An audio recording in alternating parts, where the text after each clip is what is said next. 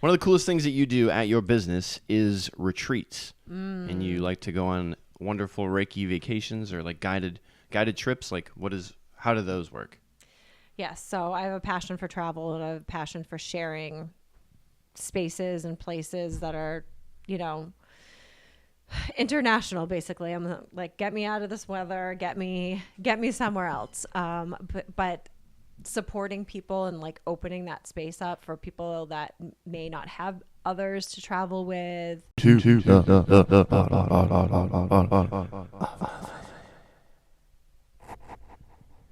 you've ever meditated or had a Reiki healing session, you know there's something going on out there. Here today to tell us more about it is our guest, Kristina Murphy, a certified Reiki healer. So I kind of just like jumped ship and bit the bullet. There was nothing wrong with where I was. I was using my sister's dance studio, Nice. but I kind of just was like, it's time and I got to take the leap. And I'm like a kind of do it and then figure it out later, which has seemed to work out. Doesn't always feel the most comfortable, but I don't think I'm ever really comfortable, honestly. You have a great space there. Thank you. And you said you're renting out. How many rooms are in There's in your studio? Do you call it a studio or a spa? Yeah, I call it a studio, I guess. Okay. I refer to it as a collective or the space when I'm talking about it, but it is a collective of, I have 3 business partners and we all do different modalities. There's 3 treatment rooms. There is a larger workshop space and we're renting out one of the rooms either full-time or 2 part-time people. And that's vacant as of right now. And then we have 2 rooms that are set up. So somebody can come in and do like a drop-in if they have clients. We're just trying to really make it a collective, a community where people want to be, where they want to be able to share their gifts. If they need to take a phone call, if they need to step away from their family or come and like, do yoga or sit and meditate. We're really trying to open it up as a collective space for the community and people to come and utilize. That's great. Yeah, there's some good vibes in there. It definitely seems like a good space. Thank you. I felt that like when I came in, I was like, oh yeah, this looks like a good space. There's a lot of room for activities. There are lots of different activities in there. We have a lot of different ideas with who we would like to welcome in. We're not like just set on the holistic wellness. We would like somebody or people that are coming in there to at least be open to that. But we'll be hosting networking events there. And it's not just limited to people in the holistic wellness realm because you don't know what you don't know, right? You come in and you meet these connections and you're like, oh, I had no idea this even existed, or I had this option, or I could feel this way, or I could feel this good in a space. So that's really our goal, is to just bring people together, all walks of life. Yeah, I honestly didn't know that Reiki. I mean, I heard the term before, like in the atmosphere, I guess, but I had no idea what it was until I decided to take that step. Yeah. And learn from you. Yeah, I didn't even know who I was talking to when I first started talking to you. Yeah, that's been the common experience, but it's been fun. Yeah. What is it that got you started on your Reiki path? Well, it kept showing up into my life. I had met a few different people that had just kept saying the word Reiki. I didn't really know what it was. And this one woman, I met her through like a different job that I was doing. I was doing networking for a company, and she was doing networking for her husband's business as well. So we ended up connecting. She started sharing a little bit about what she does, and she's like, just come in for a session. And I'm like, okay. I've seen psychics, mediums. I've done a lot of stuff, and I have had Reiki before, but I didn't realize it wasn't just I'm coming in for a Reiki session. It was like I was having a reading. She put me on a table. Didn't really know what was going on. Wasn't really explained to me, but I'm kind of like so into it. I'm like, just do it, which, who knows if that's the right or wrong thing, but it's worked out for me. So I went in and had my first session. I was really relaxed, and I was having all these different types of experiences, seeing colors, different sensations in my body. all these visions and images and sounds, and it was pretty active, even though I was very relaxed.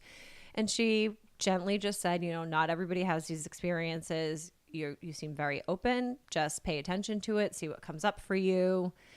It became like a safe space for me to come. She had just this small studio, and every time I was there, I was just like, oh, this is pretty cool. And then the more I was there, the more that was in my, became present to me. Like everybody was talking about Reiki. I'd hear about it. I'd see it on Facebook, all this stuff.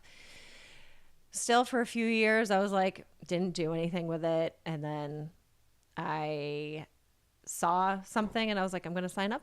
I'm going to sign up for it. It was somebody that I knew that was a Reiki master, and it kind of just took off from there. Even though when I took the level 1, I didn't do anything after for a year, at least. Nothing. No. That happens. It's people are you're nervous about trying something new, right? So you kind of dip your toes in the water. That happens a lot with stand-up comedy. People will go to an open mic or they'll try it for a month and then not touch it for a whole year, and then you just feel that. You feel the drive, and you're like, it's in my head, it's in my heart. I have to get out there and do this thing. Yeah, I didn't actually feel super connected to needing to do it. When you're level 1, you're trained and you're not supposed to be paid for it or exchange money for it. So they tell you this is kind of your practice space, barter with people, trade with people, offer it to your family and friends, pets, pelts and coins. Yeah, literally, whatever. And they, you can do it to plants. You can see, but it's really that space for you to turn inward and kind of connect with yourself. And I was more resistant to that. Did you say do it to plants? I did. Reiki? Yes. Like a Reiki healing session you can do on a plant? Yeah. You can send them your energy. It's all energy, yeah. And they respond. Plants respond to energy. They respond to your voice. They respond to music. I guess I never thought of it as Reiki, but I've grown plants before, and I've put a lot of care into them, and you can tell the difference when you put your heart. And that's what people, they look at me, wow, your garden is really impressive. I've tried to do things like this, and it hasn't come out well at all. What's the secret?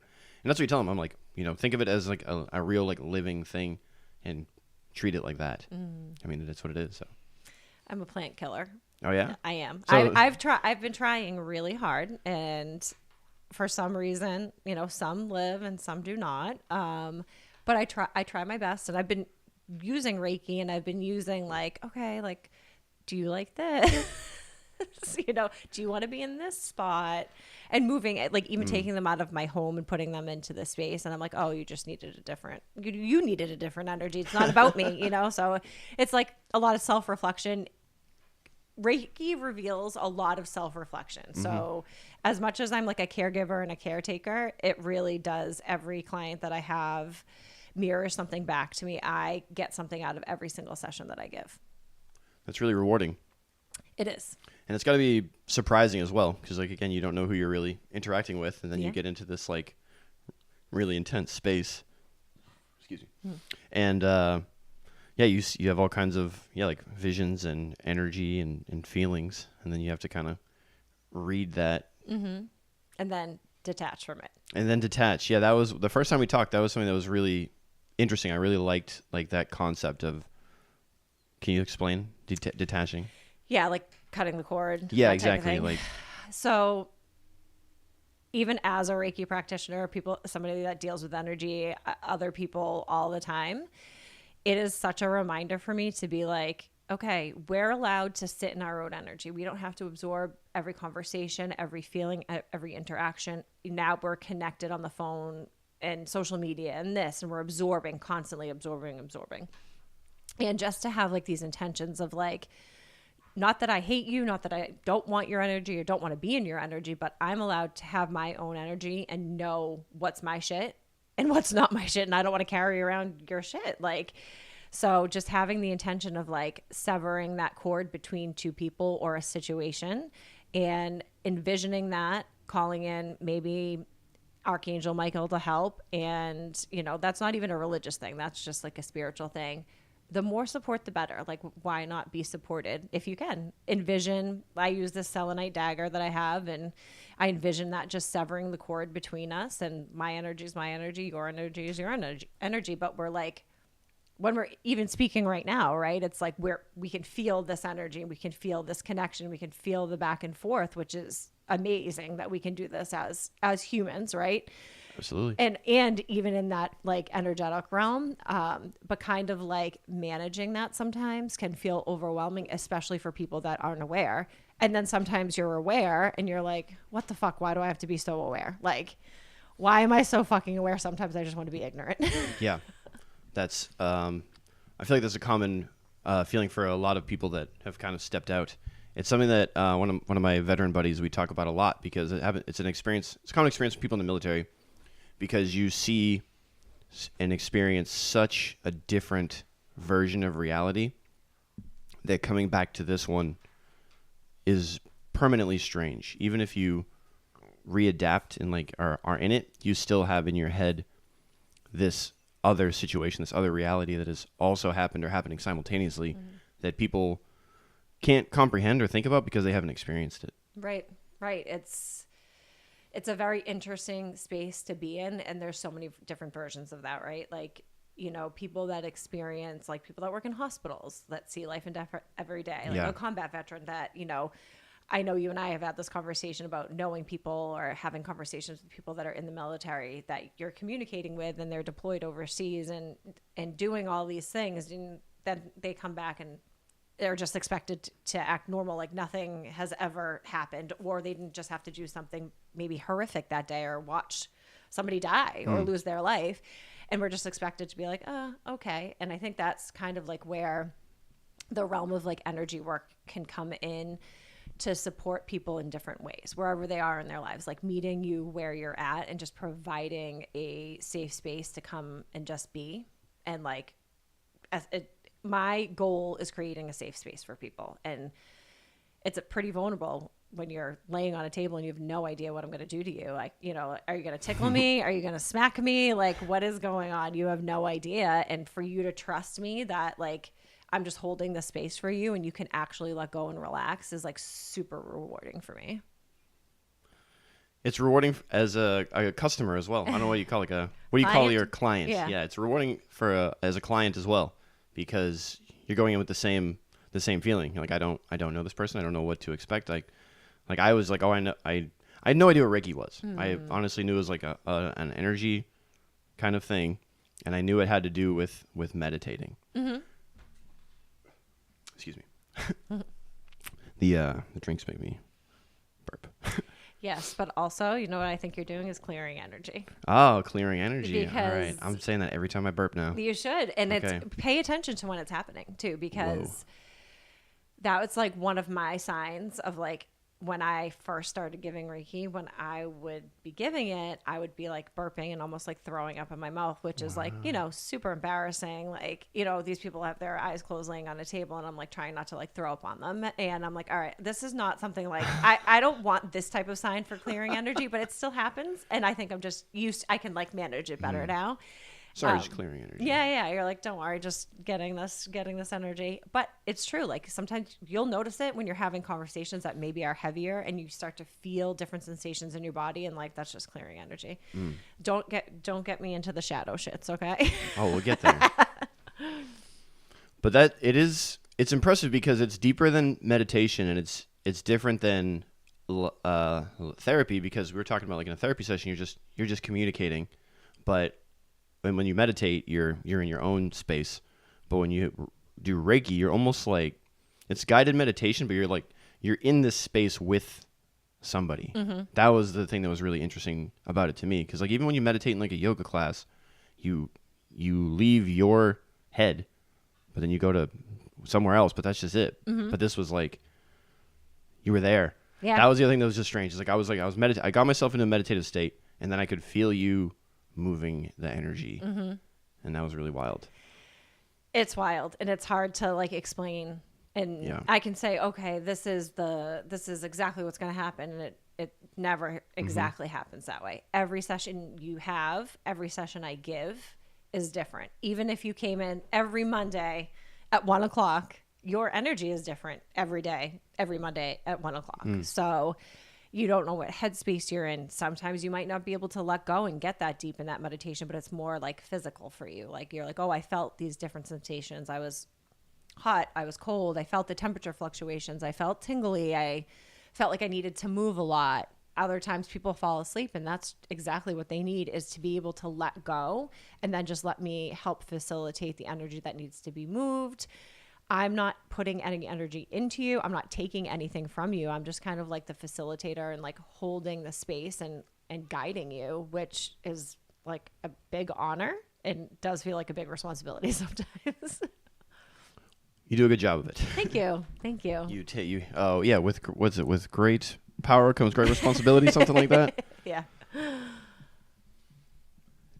Do you see, is there a common like trend, even though they're all different, like throughout all of your customers or all your clients, do you find that most of them, like everybody is like relaxed and relieved after, for the most part, right? Or Yeah. like what is? Yeah. So that's my goal, is like, if you come in, you're already open if you're coming in, right? Like That's the you're hardest curious. part. You're curious. Walking through the door for anything is the hardest part, right? Like going to the gym, I'm not like, oh my God, that was the worst thing I ever did in my life. Like it was a hard workout, but I'm like, oh my God, I have to go there.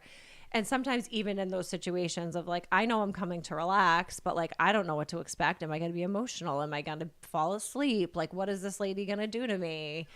And my goal is just to create that safe space where you can let go and relax regardless of what happens. If you're crying, if you're laughing, if you are Both. Yeah. If you're doing both, which is interesting.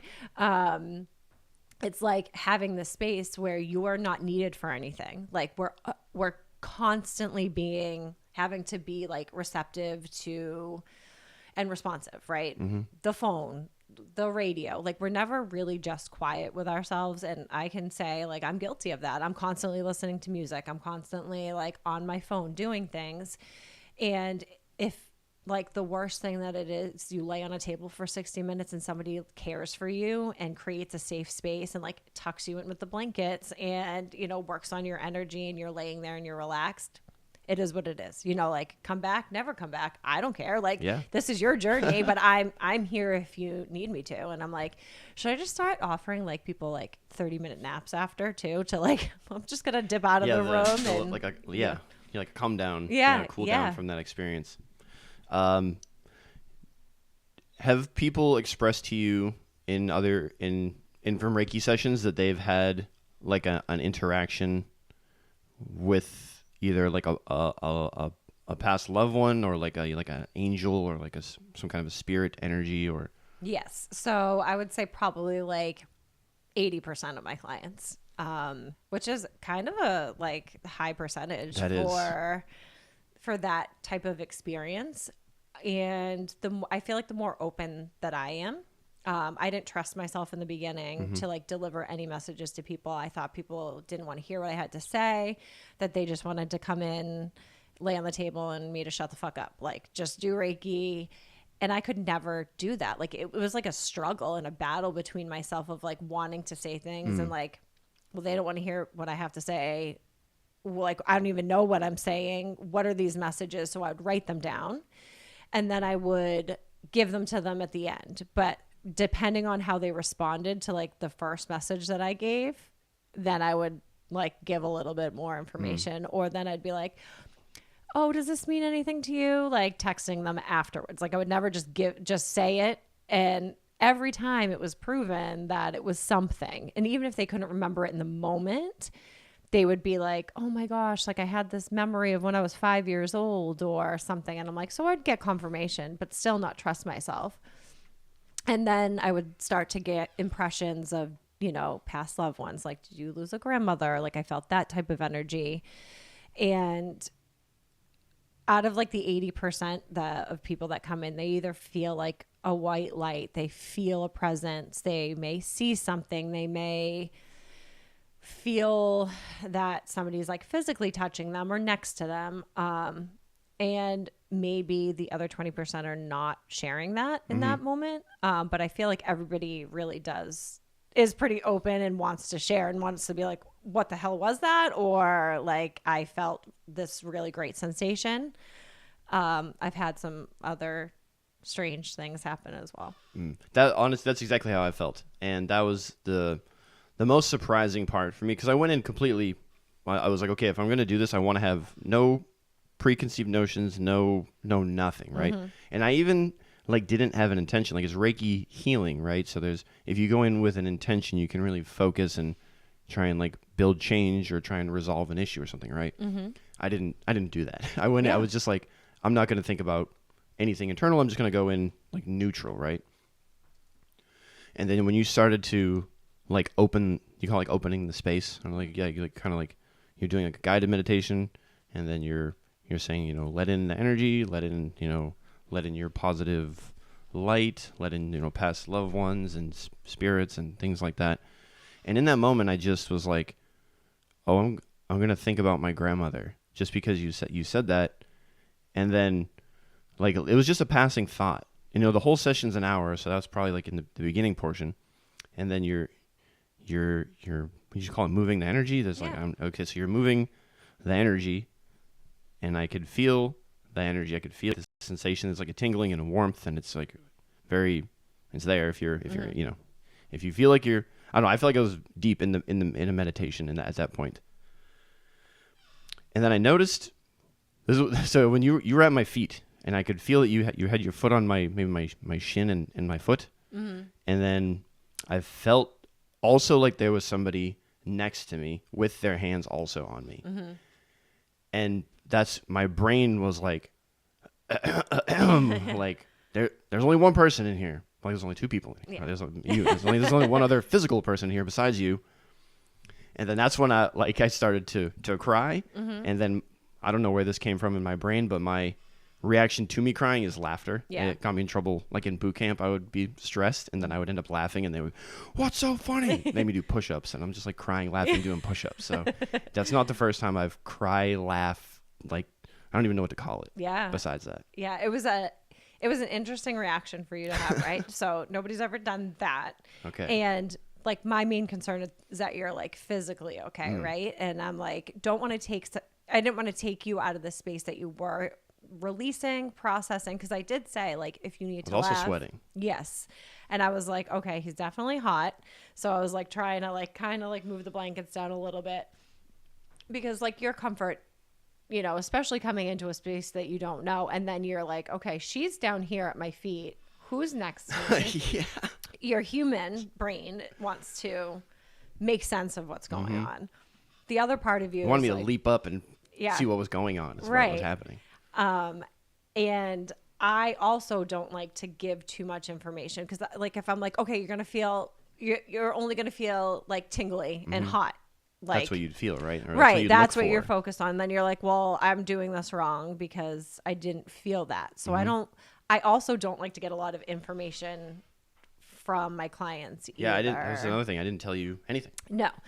Because I just like to be in the energy, because I don't want that thought in my mm-hmm. mind of like, okay, am I making this up? You know? And I've talked to other practitioners, and I feel like we all go through the imposter syndrome, because it's like, sometimes it's like unbelievable the things that are happening. Yeah. And I get in my head before the session. In a studio in Middleton and in America on the road. Yeah. But then that's our human brain that's conflicting with our... Like, who am I to do this? Why do these people trust me? And then I'm just like, no, I don't want to know anything. I just want to go in and give the session, and whatever happens is meant to happen. I can trust in that way. And I know that I am so good at holding space for people and allowing them to feel safe and allowing them to like help move whatever needs to be. Absolutely. And welcoming those safe energies in, because when I open the space, I'm like, this is for your highest and best good. We're only allowing things that are of the light and of your highest and best good. And for you to be able to be open and experience that is like amazing. You know, even though you want to be like, what the fuck is going on? Sometimes I'm like, what the fuck is going on? And I'm like, go with it. Like, I'll know. Mm-hmm. I'll get a certain feeling in my body. Like, if it's bad, like we'll, you know, divert to something else. But knowing that, and I'm also told constantly, I didn't want to tell you this before either, that people always, and maybe I did tell you this in our conversation, that people never know where I actually am on their body because they can feel my hands still in the last place. So they're like, I thought you were on my head, but you were at my feet. So they constantly can feel my energy still in the last place. That's wild. Wild. Yeah. Yeah. So there's a lot of energy going on. It's again, it's just something I went in with no idea of what to expect, and then came out like, whoa. Mm-hmm. Which is interesting to me because you have spent time in Japan and that's where it originated. Yeah, I agree. I was surprised by that too. But obviously, that's why you're open to it, right? Like you have some sort of connection here. And to be able to be open to that, I'm sure like there's some link there. There is some history. There's some past life stuff. Yeah. And you're just, playing it out in this life here. I had a friend tell me about they did a past life session. Have you had an experience doing that or like receiving it? I have not had like a past life regression That's what I was looking for. Session. I'm very open to it. I'm like, yeah, fuck me up. I'll do all of it. Like whatever. That's how I feel now. Right? Like once you open the door, you're like, okay, what's next? What's next? The great thing is I have a beautiful space where we host all of these things, all these different modalities that you can just keep coming back to and try something new. I have only done a past life reading one time in my life. I traveled to Egypt, and it was, kind of typical Kristina of like kind of just jumping in and like, all right, I'm going to go. Egypt was on my bucket list. I've had a connection since I was younger. I was obsessed. I swore I was going to be an archaeologist, and everybody was like, it's like 113 degrees and you're digging in the middle of the desert and that's what you want to do. And I was like, no, I just want to like be in the pyramids. And I like was obsessed with like King Tut and stuff. So it's been on my bucket list. I connected with this woman that a guide from Egypt on Facebook connected us. We lived in the same city. We never met. She moved to New Hampshire. I talked to her online, like maybe like Zoom twice. And I saw that she was hosting retreats in Egypt. And I was like, well, I have to go. And I got on a plane and flew by myself. And the first time I met her was in Egypt. And she and I, our energy is so connected. We've been friends since, and now we're business partners.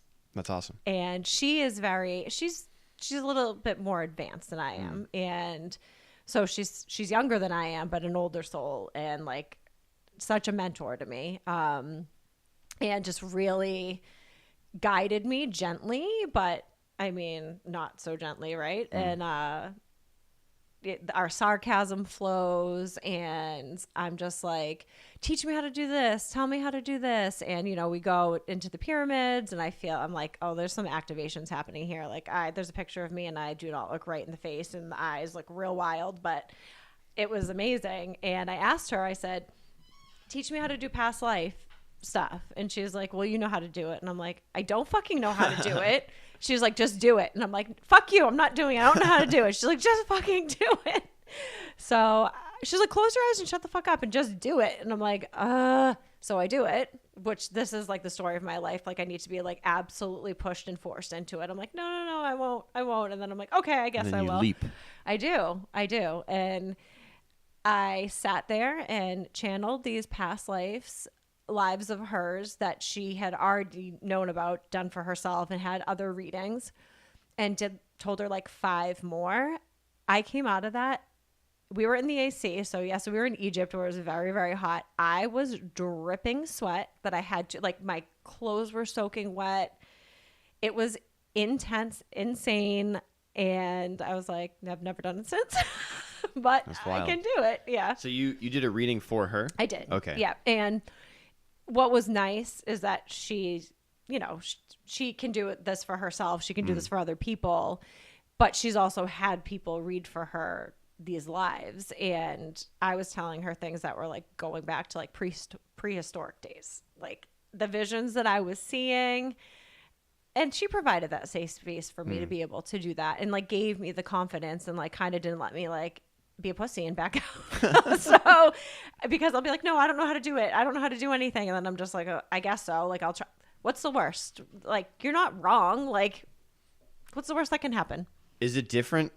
Is it a different mindset than the Reiki? Like, how do you get into the space where you can, because the person who's receiving the past life regression is also having visions? Are you having the same, or are they just different interpretations of the same energy? Or so those reading I did was more like energetic, like channeling, being open to seeing those visions. There's specific training that you go through for like this other like past life regression modality that I don't know the actual steps. There are definitely steps, and you're sitting or laying down with another person. It's like a hypnosis. So they're like putting you into this like hypnotic state and kind of like, I think, asking you questions of what you're seeing, and then they're able to kind of guide you in that way. Where I was just going through this like journey of, okay, I see this person, this is the situation. Like, you were a man in this past life, and it was in the 1950s, and then you were a Viking, and then like this was the situation, and you had a child, and now you're in a cave, and it's like prehistoric times. And it was just like almost like flashes of these different time periods and these lives. And then I didn't really understand what was happening, like with opening the channel for these, and like the sensations in my body, and feeling it. Like everything was so new. I was Reiki 2 level 2 certified at this time. I had just started an LLC. I just kind of like really opened the door to it. So it was June 2022, and I had taken another modality. So I was like pretty open, and like, Egypt is very, very, it's a lot of energy. So I was in the space of like, okay, I'm fucking ready to do it, and like really learning what the sensations felt like for me in my body. And I still didn't even know when I left. Like, I was just, I felt like really overloaded, but I felt grounded because I had her to be able to like kind of guide me. And when I went home after that, like that's when things like my gifts really started to open up. I was still doubting myself, but looking back compared to when I first started, the progression from then to now is huge. But I don't see these things in the moment ever for myself. Yeah, still. That's kind of how life goes, right? Yeah. When you say the energy in Egypt was, you said like heavy? Like, how would you just intense? It's so intense. Like, what is that? What do you just feel like? You feel like an overall presence that like something has taken place there? Yeah. Like, yeah. There's just so much history. Just to see the pyramids up close is like overwhelming and breathtaking, and Can you touch them? Yeah, I don't think you're supposed to really linger. I mean, I did. I was inside. Like, you're able to go inside and climb up to the top and spend some time. There's like a tomb at the top, and you're able to sit there, but it's like kind of like a circulation of people. I see. It's like kind of like a humid like aquarium in there, even though it's like a million degrees. And you like climb up this ladder, and then you can climb up like the stairs a little bit. And it's just this like, it's like you can feel the energy. Like, my body felt like it was vibrating. Some people that are not in touch may just be like, oh, this is amazing. Yeah. But when you are up close to these pyramids, like these granite blocks, like the size of them, you're just like, how did this happen?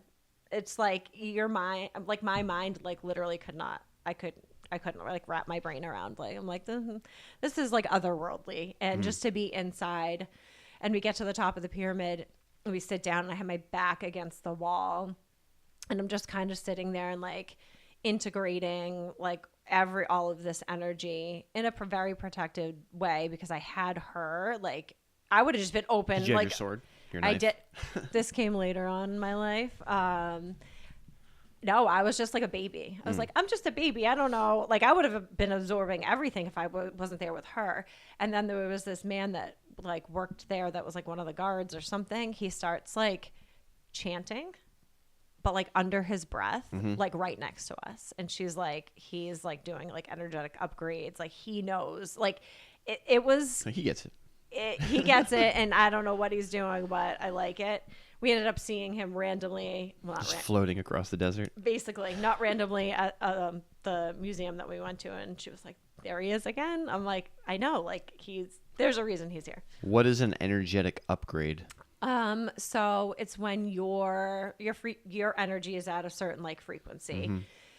And as we evolve and as we grow and as we are more open, and it's just the next level to be able to come into like different consciousness and like different gifts that are opening. Sometimes we can't, like a good way to describe it is like sometimes, you know, like when you're just not vibing with somebody, like somebody's saying something to you and you're like, I can't hear this from you. Like I can't hear it.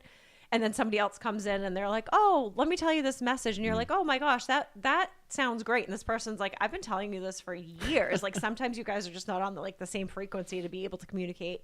And that's not a bad thing. It's just where you are. So just to like have those integrations and those upgrades energetically in a space that's so powerful. But on the other side of it, you have to be like really careful of your energy when you're in these really powerful places, because not everybody's intention is not the same, you know, and that's the world, right? It's not just energy wise, it's just in life.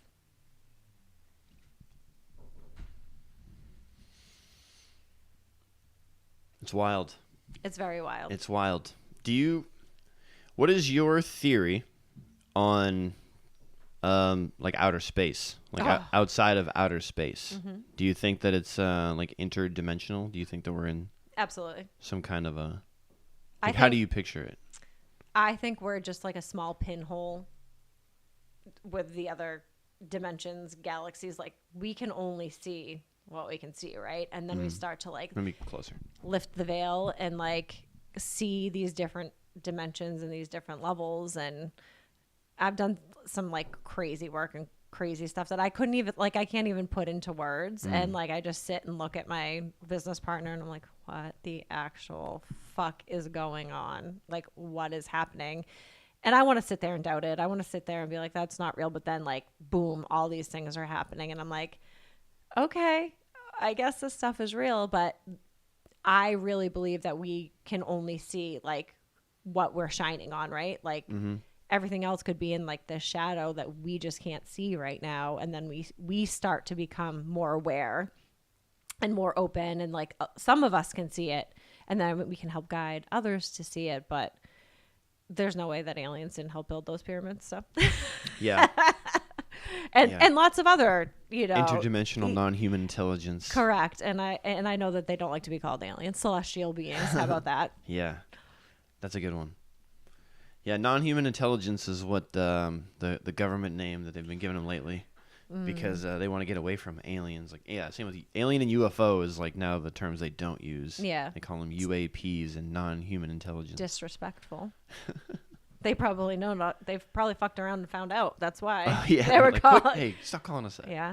Or why they didn't say it. They just telepathically pushed it in there. Do you have any intel? Is that what you're trying to tell me? No, I'm just curious what you have much more experience dipping and diving through the dimensions. Well, maybe you have the actual like physical evidence within the military realm. I don't know. Oh, maybe that's what you're trying to tell me here. If I had it, I would have it on the table just like the dagger.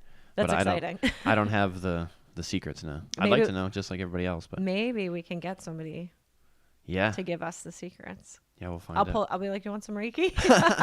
Yeah, tell me your deepest, darkest secrets. People do like to tell me their deepest, darkest secrets. Even on the street, people come up to me. They're like, I have no idea why I'm telling you this. I'm like, I do.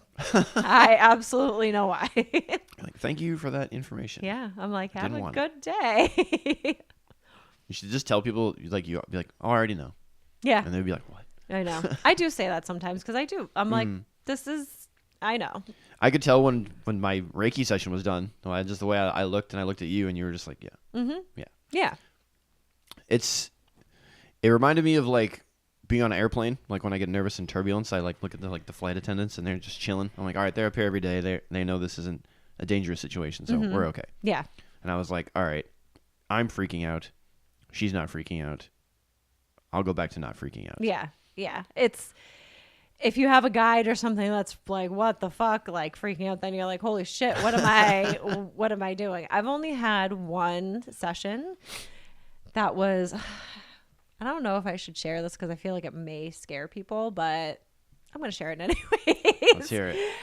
I had this client, and I have client confidentiality 100%. I won't name her, but I was in this situation, and I also close my eyes when I am giving a session because, like, God forbid the client opens their eyes and I'm just like staring down at them. Like, that's really uncomfortable and awkward, and helps me focus. So I'm doing some pretty intense energetic work, and I'm like, all right, like, we're doing it. She had given me kind of a rundown of where she was in her life, and I was like, don't tell me anymore. Like, let me just, I was like, I got it. Like, just bring the energy. Yeah, I was like, we got this. Like, just lay on the table. But she was also in this realm, she does energy work too. So I was like, okay, like, I can do things that, like, I may not do to somebody.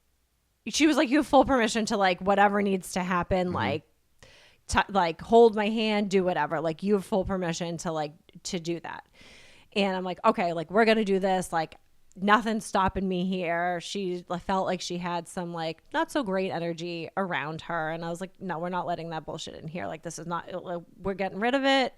Whether it's yours, brought on by somebody else. I did an energetic clearing of her, like, remotely, of her space. And my mentor also did that too. And we hadn't talked, and then we compared notes, and it was like exactly the same.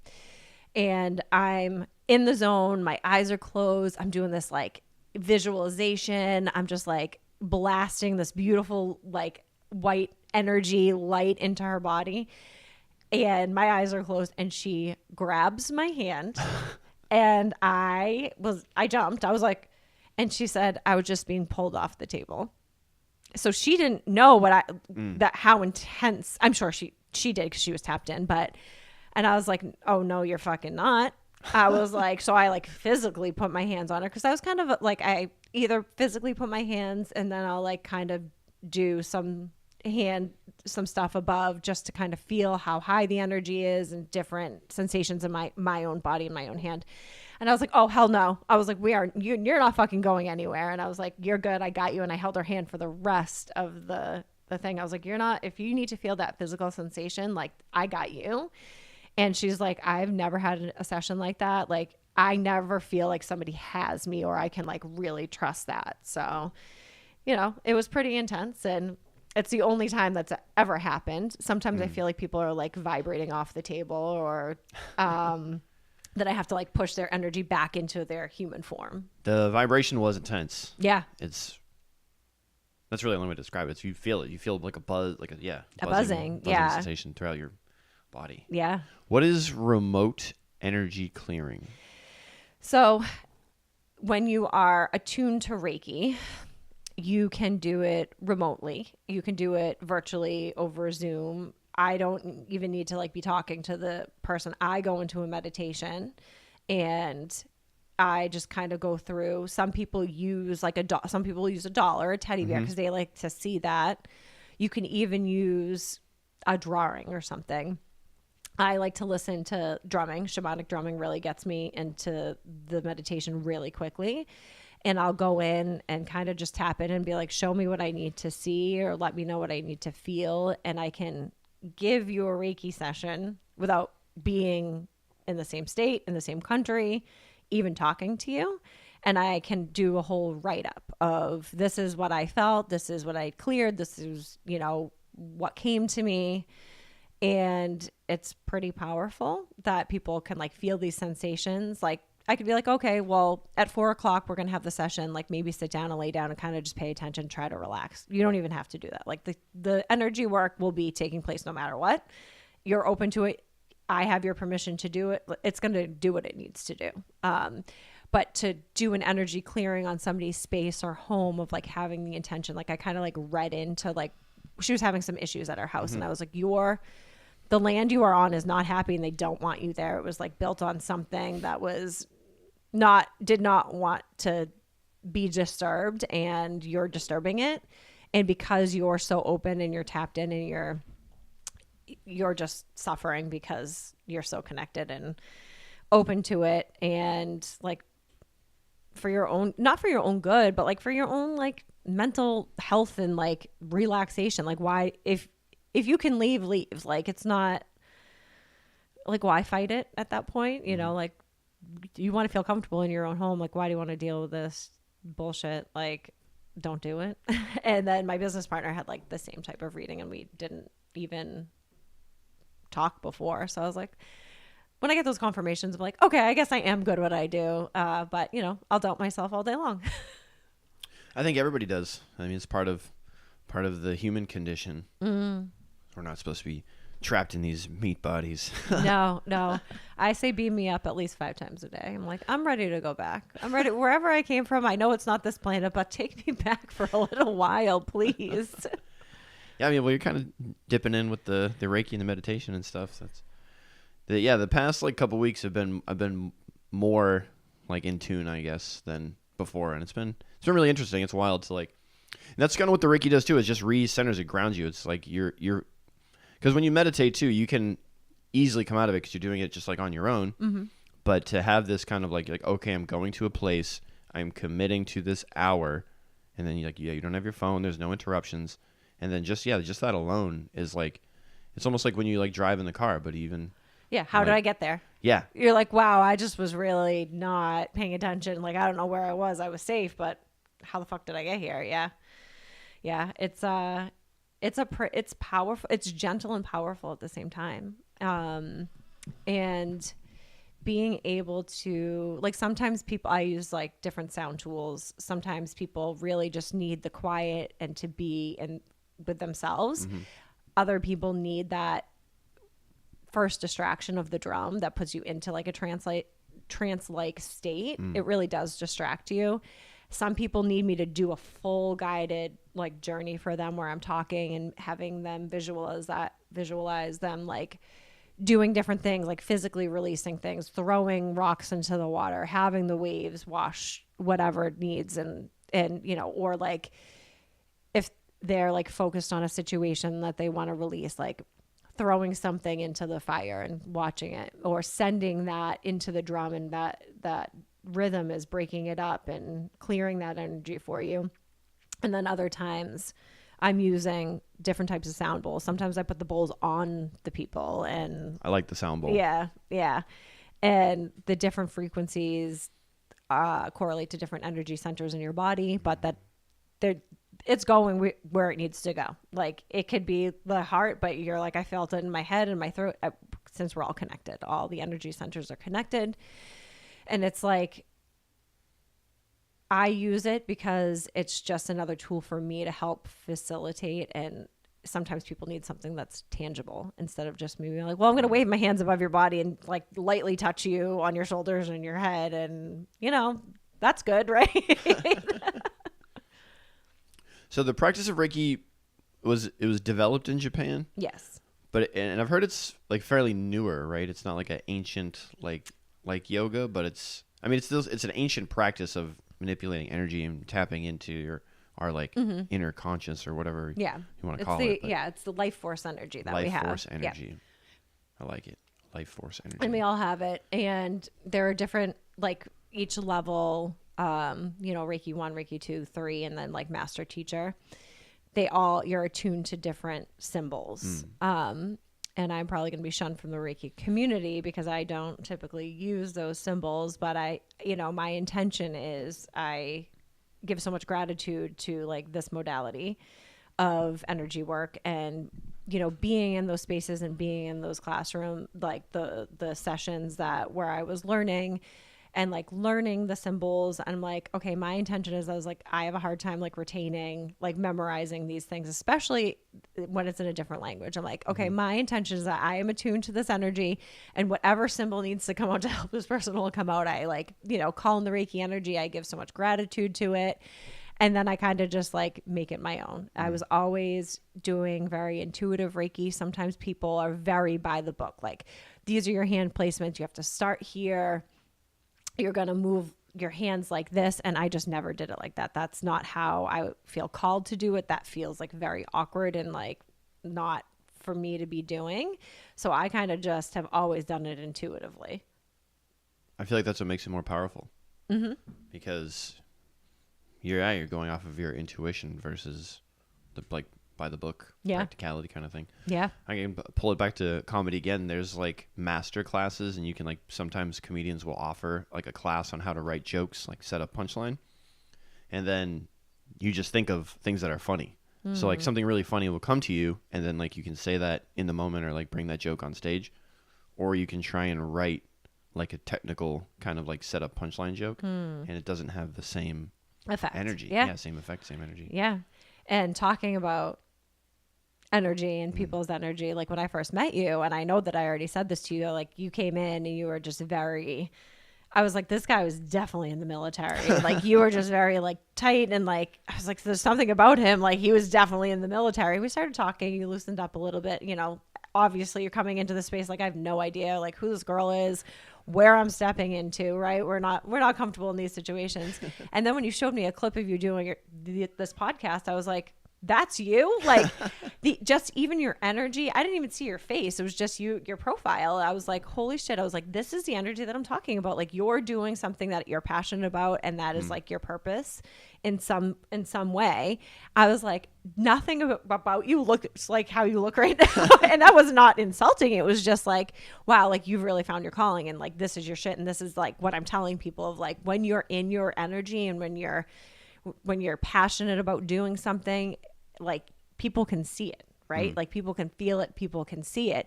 And when you're inauthentic, people can fucking feel that too. Absolutely. Yeah.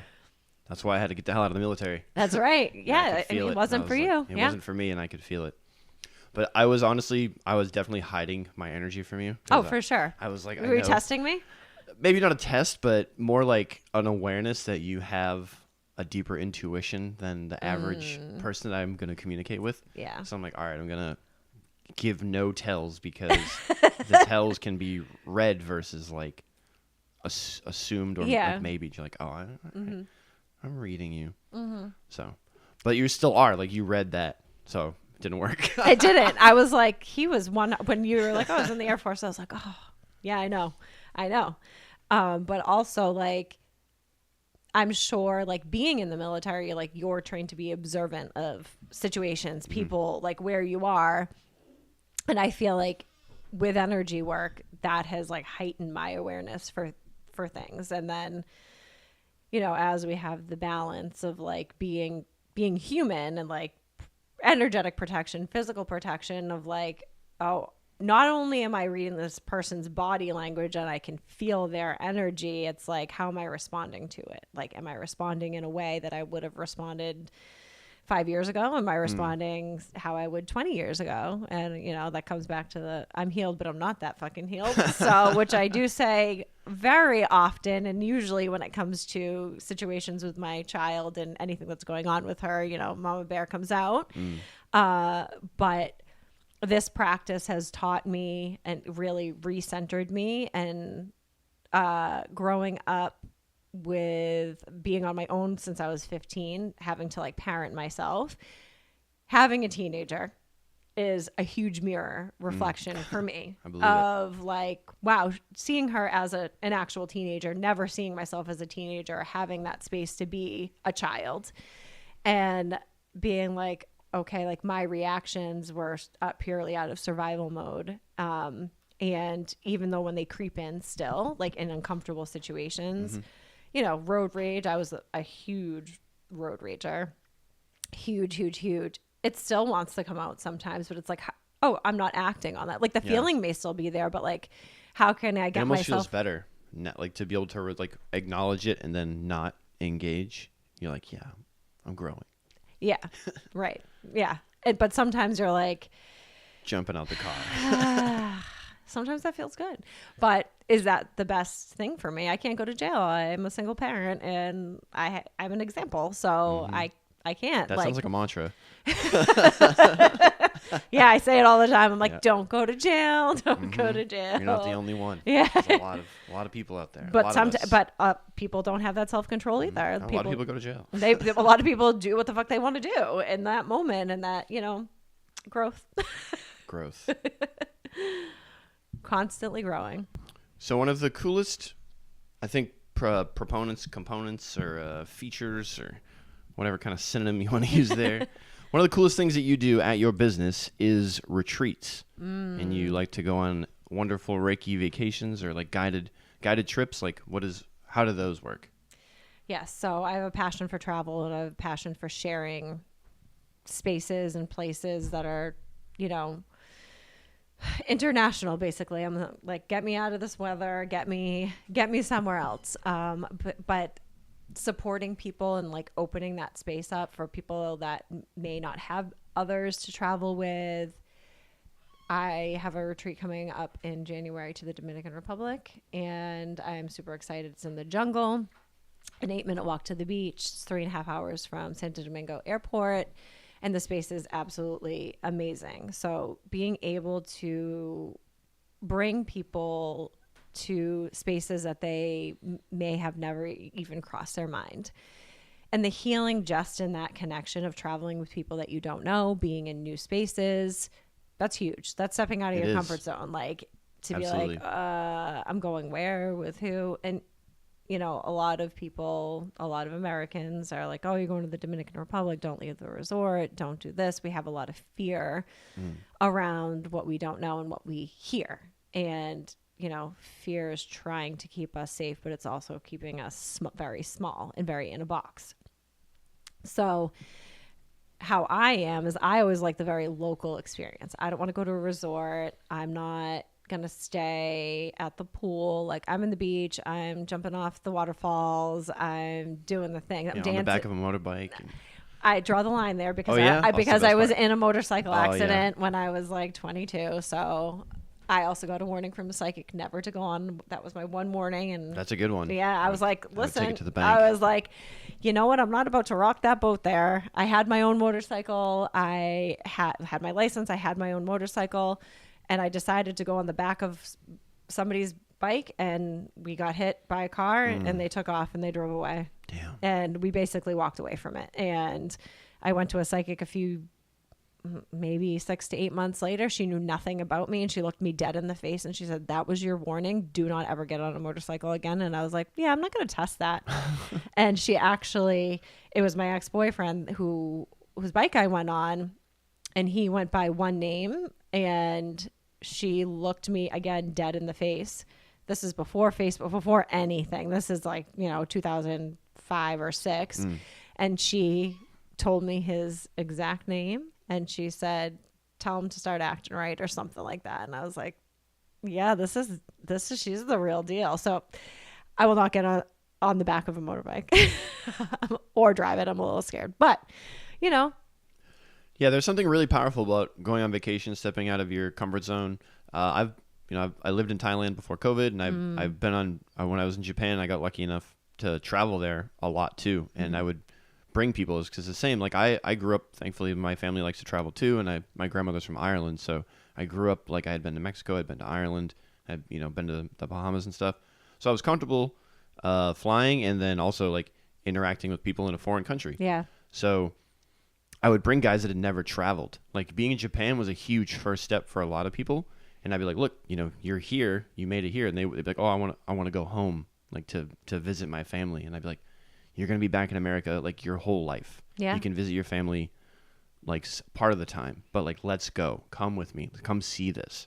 Because people they're nervous and they have just those preconceived notions. Yeah. And especially Thailand is one of those countries. They're like, oh, like ladyboys. It's the first thing. The first thing that I was like, that's what people think. That can't be an entire country, right? It's yeah. like there's also beaches and mountains and food and culture and history and just a whole different set of like values and a whole different religion that they're all based off of too. So everything is different. Yeah. So it's exciting and very mentally stimulating. Yeah. And that's what's really important to me. Like I really, really love like a tropical environment. And when I step off the plane into heat, humidity, like everything about me, like my soul is happy. My body, I am open. Like I'm just like, oh my God, these experiences. And to be able to come into different culture and learn different culture and respect different culture and not even share the same language with the majority of the people. The first time I traveled there, I was like, oh, I didn't know if people were going to speak English.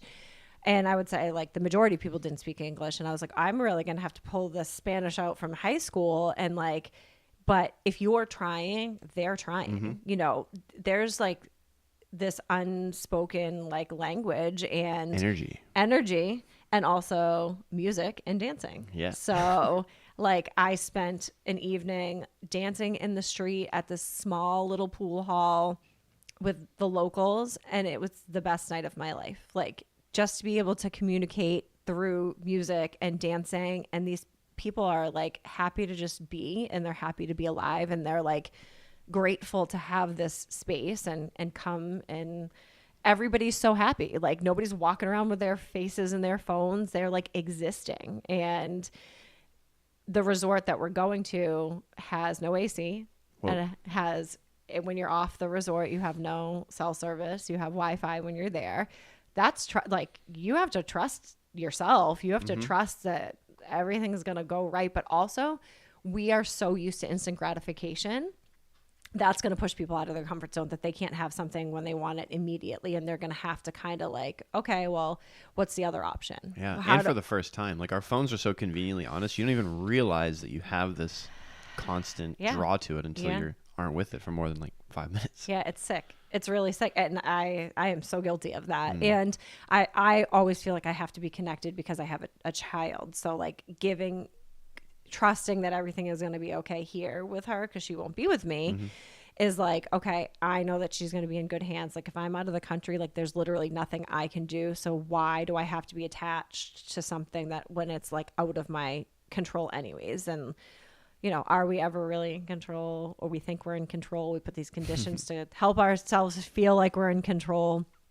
And not only do I want to host retreats, because I feel like, you know, when you come for an intention of like, okay, I want to do some sort of healing, whatever happens, right? I kind of feel into the energy of the group. Like I have a loose itinerary of like, this is what we're going to do on these days. Like the excursions might not be able to be changed, but like if I'm not supposed to drum for these people on this night, or we're not supposed to do this type of like ceremony or this type of meditation, and they need movement in their lives, and we're going to do some stretching and some dancing and some yoga, maybe we don't need to do any of that stuff, and we just need to go to the beach. And like that is the healing and that connection and those like authentic organic conversations that come up.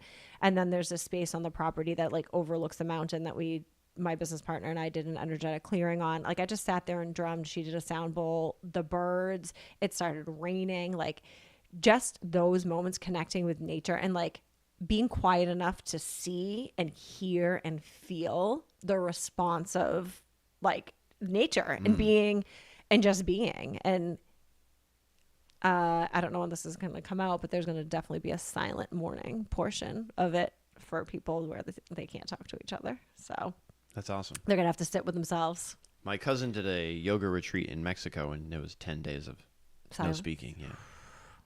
Wow. I've heard those, and I've heard they're very, very powerful. I've never experienced one, and I'm sure very uncomfortable. Yeah, I think that would... Now I kind of want to do it, because like talking... Now especially like that I'm doing this, I'm talking even more than I already talked, and I'm doing this because I talked a lot. So it's like, now I kind of want to try not talking. Yeah, it's I think even like a half a morning, like a half a day for people is going to be tough, because everybody has a different way. Like it may be easier for some than others. Like say some not used to speaking up, not used to speaking their truth, not used to asking for what they need. And then we have other people that like can't make a decision without asking, you know, is this the right thing? Is this the right move? And then it's going to be another side of it. Oh, I didn't even think it. So you're doing stuff throughout the day, right? So you're just being silent though. So you have to be more in tune with yourself. Yeah. And like no phones, no, like don't communicate with each other, like don't write each other notes, like just go be with yourself. But then on the other side of that is going to either be a waterfall hike or maybe like a zip. I haven't decided yet, because I have to feel into the energy of like where we're really like able to release and use our voice and like scream into the mountain, like scream into the waterfall, like really, which will be very uncomfortable for some that are not used to expressing their voice or their selves. Scream into the waterfall. I've done it. I've done it. I've gone on a hike and I've screamed in my car before. I'm like, these people probably think I'm nuts, but that release, you're like, oh my God, wow, I didn't really know that I needed. You don't know what you needed Energy to release. Yeah. Yep. So when you do a retreat, are you doing Reiki on each person every day, or is no? it like... That's a lot. That would be a lot for me. So Okay. I am just. Right now, we have a really good group of 4 people. I had a smaller group. We went to St. Martin for 2 people, so that was like a little bit easier. But in that group, it was like I kind of just went. I was like, I'm going to feel into the energy of what we need. We explored the island. One of the women had never even been on a boat in the ocean, so we did a day excursion, and just like that experience was so empowering. The next day, she went parasailing by herself. Like we sat on the beach, and she went by herself. Whoa. And we did have moments of like, I hosted this meditation for them in a cave, and I just drummed and I gave them hands-on Reiki. But the whole time I can send Reiki to like the group. I see. Right. And for me, this upcoming retreat is not for me to facilitate moving energy for them. It's something that they need to be able to do themselves, where I can hold the space in certain situations and guide them, but I'm not supposed to be able to like physically do it for them. They have to be uncomfortable, and I can't like soothe them and save them. Basically, it's like I can be there, and I'm sharing these experiences with you that are going to be uncomfortable. Like, it's going to be real uncomfortable when I take them dancing, because they're going to be like, nobody can speak English, and it's comfortable for me, but it's not comfortable for them. But they'll be comfortable enough because I'm comfortable. Like, I can't be like doing these things where I'm like, what the fuck is going on? Like, that's not, they have to have somebody guiding them that can do that. But also, like, I know that I'm not supposed to like soothe them in the way of like, come here, I'm going to give you do you need Reiki right now? I can hold the space, but they have to process and move through what they need to move through and let go of what they need to let go of. And that's the space, and bring in what they need there too. Can someone perform Reiki on themselves? Yes. How is it different than meditating? So you're using your hands basically, and you're either placing them above wherever, like your head. You can do it on your chest, like your stomach, all your energy centers. And when you are level 1 practitioner trained, like that's really the focus, is to practice giving Reiki to yourself and being able to like ground yourself, ground your energy. It's harder. It's really harder. It's so hard. I'm not going to say it's so hard. It's harder to... You have to get out of your own head. Yep, exactly. You have to get out of your own head and like get out of your own way. So when I first started doing it, I would just do it like before I went to bed. And I would always fall asleep. So I'm like, okay, that's good. But because I am such a caretaker, I, tend to forget the tools that I have in my own toolkit that I can use for myself, that are used for everybody else, that I can reflect back onto myself and utilize. And, practice what I preach, I guess. Yeah. Sometimes you got to remind yourself, right? I'm like, oh, I have that tool. Why didn't I use that? Yeah, you get too caught up. I felt that after the Reiki session, I got frustrated at somebody in traffic, and I was like, there goes the Reiki. Yeah. But then I grounded myself and I brought it back. Traffic. I heard somebody say, like, recently actually, like, if you can be calm in traffic, then you've really reached a deeper level of understanding. I am jealous of people that are like that drive just very calmly and slowly, like without intent, just kind of get in their car and are going places and are okay with that. I'm like, I want to get there and go. We're always in a rush. Yeah. I feel like that has actually evened out a little bit. My friends call me Kristina Andretti because I apparently am a fast driver. I'm a safe driver, but my road rage has really settled down. I still can't stand when people don't say thank you if I let them go. Oh, yeah. You like, give me a hand wave. Yeah, I'm like, how hard is it? Like, I stopped a whole vehicle for you to go. Like, fuck off. Like, you can't fucking wave to me? And then I'm like, fuck you. But, Here's my card. Healed, but not that healed. I'm like, let me teach you some fucking manners. But the road rage of like the craziness is, I'm like, whatever, like cut me off. Like, as long as it's not dangerous, go, fucking go. I don't care. But yeah, traffic is a trigger for a lot of people. Absolutely. And we want to go. I mean, it's New England. We got to get, we want to get where we need to fucking get to real on these fast. tiny, windy roads that Yeah. are made for horses. That make no sense. 400 years ago. Yeah. And the potholes and all that shit, you're like, this is from 400 years. This pothole is from 400 years ago.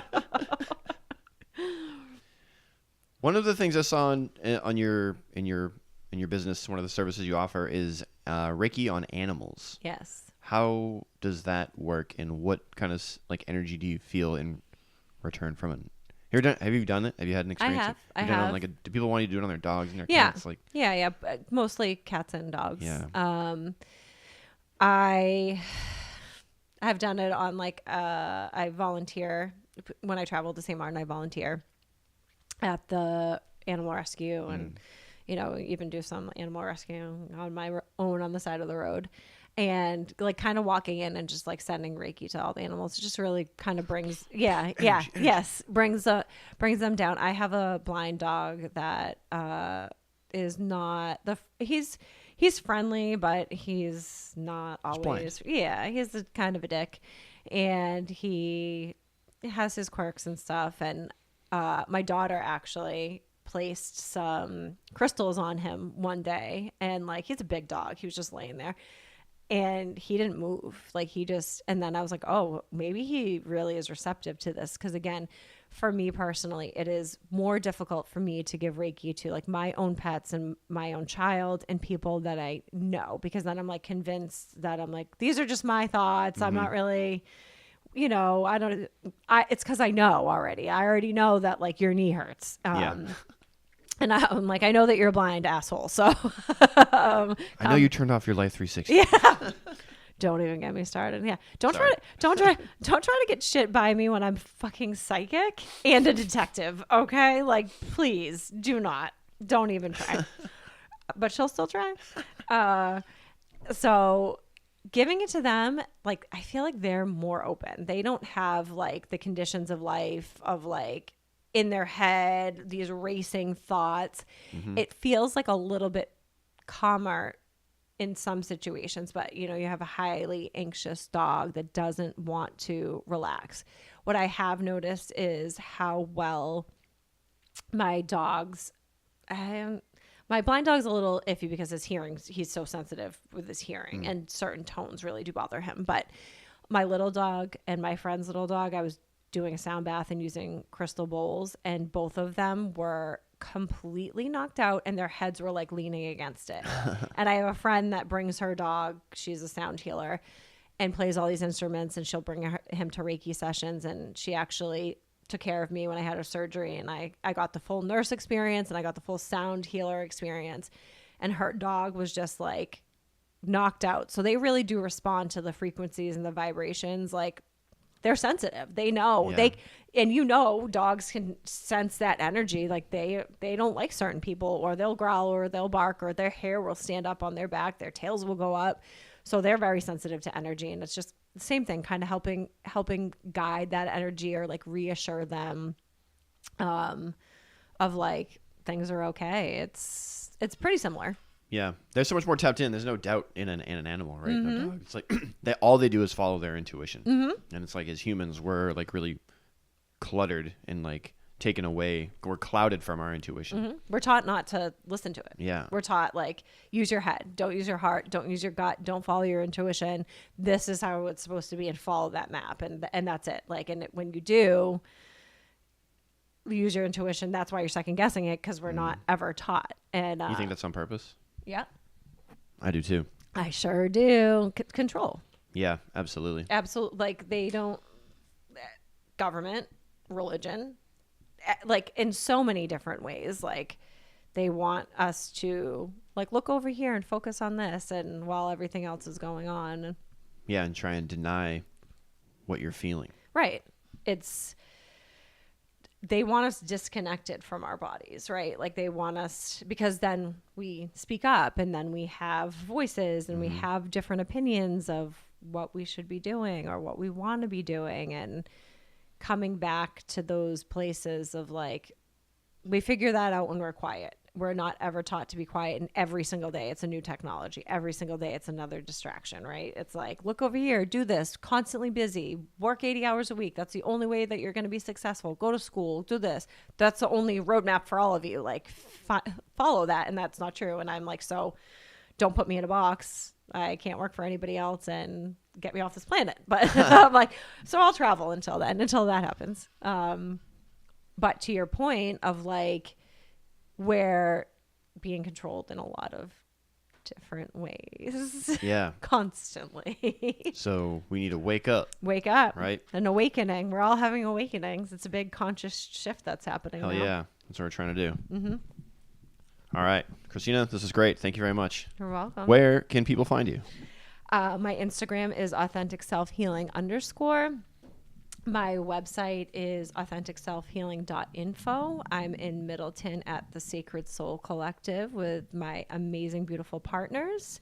I have a lot of things online that are linked on my website as well. And I'm part of a really new paradigm of like building leaders and leaderships called A Bridge That Matters with my other business partner. And we also host something called Magic School, which supports people within their intuitive gifts. And we have now are starting in January, I believe, the teenagers to support them with their spiritual, mystical gifts, which we all have. It's all intuition and social, emotional learning, and children as young as 5. So we have expanded called the Elemental Experience. And little kids are probably way more tapped in too, right? Yeah, they're way more open, and even teenagers are way more open. And sometimes if these things feel scary for people, if they don't know what's going on, and creating that safe container for them to be like, oh, this is my experience, and how to manage that, and how to manage that energy, and having different teachers come in and like lead, different things. Like maybe I, would do Reiki energy or grounding. Somebody would come in and talk about mediumship, and really just to help these younger people develop their skills and be able to like come into a community and not feel so lost and like what is going on and scared and shut it down, because it's going to come back. No, you can shut it down. It's going to come back. Absolutely. It's going to come back. It's going to come back stronger. And then A Bridge That Matters is just creating a new paradigm of leaders. We're welcoming in mentors.